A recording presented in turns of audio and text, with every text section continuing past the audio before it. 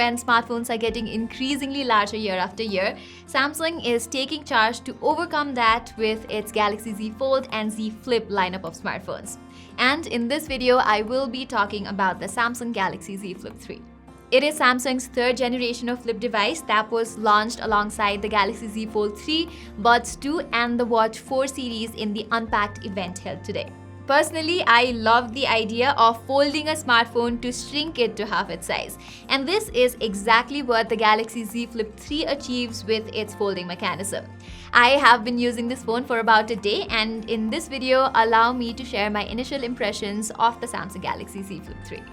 Okay, starting with its screen, compared to last year's Galaxy Z Flip or the Z Flip 5G, this one comes with a few important upgrades.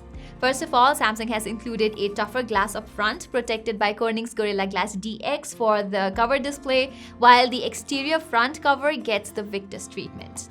Plus, the Flip 3 comes with a PET screen protector on the top rather than TPU, which is 36% tougher according to the official claim. At just 172 grams, the phone feels adequately lightweight as well. While Samsung positions its Z Fold lineup as luxury business class products, the Flip series falls more into the lifestyle category, targeted towards the younger generation instead. As a result, the Flip 3 enjoys fun color options like Phantom Lavender, Phantom Green, Phantom Cream, and Phantom Black. Anyway, this phone unfolds to a tall 6.7 inches dynamic AMOLED screen with a 120Hz adaptive refresh rate. As expected from a Samsung panel, well, it is top-notch, and I am fond of its responsiveness as well. It's just that watching YouTube videos is a little weird with those black bars around the corners. It's either that or you'll have to crop the videos a lot to fill up the screen completely, so I am still getting used to this wide aspect ratio. Plus, you will also notice quite a bit of bezel on all four sides of the display. But since that's necessary to protect the screen, that's okay, I guess. Also, scrolling through the display, I was often weirded out when my fingers clashed with the hinge in the middle. Still, I must say that it becomes less prominent after using the phone for some time. Similarly, the cover display has had a major makeover, with this year's Flip 3 featuring a much bigger 1.9 inches 60Hz display, contrary to the puny 1.1 inches panel on its past two iterations. And thanks to the larger screen real estate, this screen actually delivers a lot of practical functionalities. For instance, viewing the notifications is much more pleasant here, while being able to click selfies without having to flip the screen open is what I would call convenient. Samsung even lets you customize the cover display with a widget of your choice as well. In addition, scrolling down the screen triggers quick toggle options like screen brightness and volume adjustments. Okay, moving on, the company has also addressed some major durability issues with the Flip 3. This phone is IPX8 water resistant, meaning that it can withstand being submerged in water up to 1.5 meters for half an hour. Unfortunately, there is no IP certification against dust protection, although the sweeper technology inside the hinge should prevent small dust particles from getting in. Similarly, the Galaxy Z Flip 3's back panel is protected by Gorilla Glass Victus, while the frames as well as the hinge are made of armor aluminium. Samsung says that this is 10% more durable than regular aluminium frames on the Z Flip. According to the company, they have even tested this hinge 200,000 times to ensure reliable endurance in the long run, just like on its predecessors. Besides that, the phone has a side-mounted fingerprint sensor and a stereo speaker setup which also supports Dolby Atmos audio.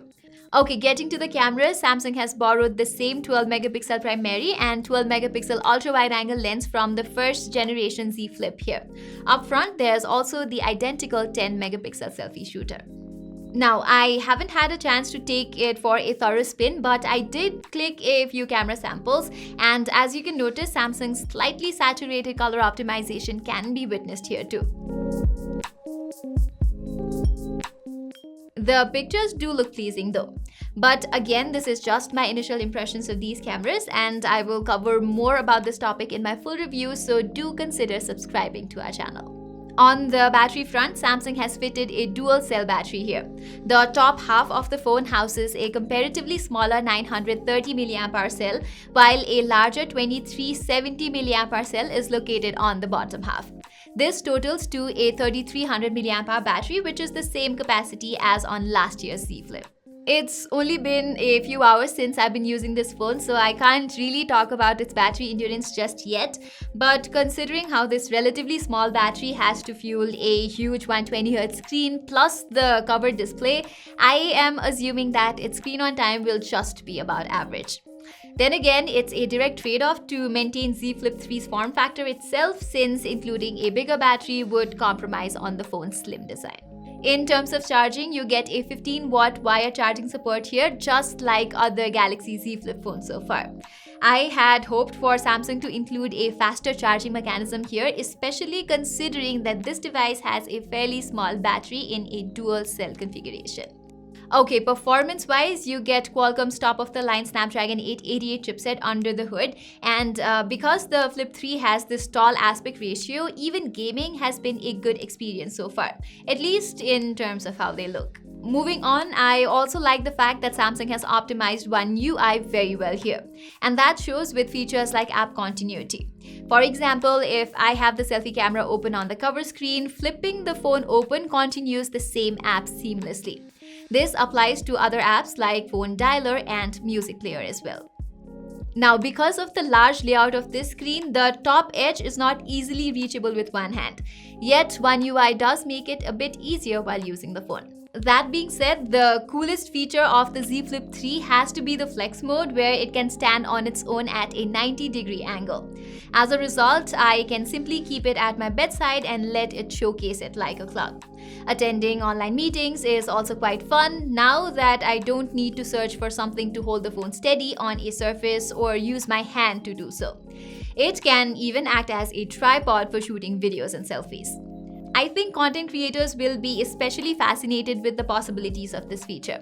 Right now, there are only a handful of apps that fully support it, although you do have the option to go to the settings and enable it for other desired apps too. So there you have it, guys, my initial impressions of the all-new Samsung Galaxy Z Flip 3. Let me know in the comments what you think of this year's Samsung's Flip and Fold, and I will be using the Flip 3 as my main phone, so do let me know if you have any questions, and I will definitely try to address that in my full review. And also do check out our impressions video of the Fold 3. Saying this, I am Pratima, and I will see you soon.